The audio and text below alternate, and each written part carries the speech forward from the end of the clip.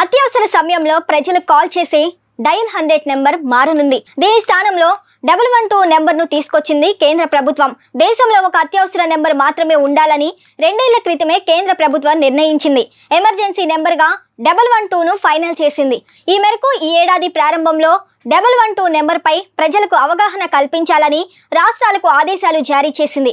ఇక 112 నెంబర్పై ప్రజలకు అవగాహన కల్పించేందుకు తెలంగాణ పోలీస్ శాఖ ప్రణాళిక సిద్ధం చేసింది.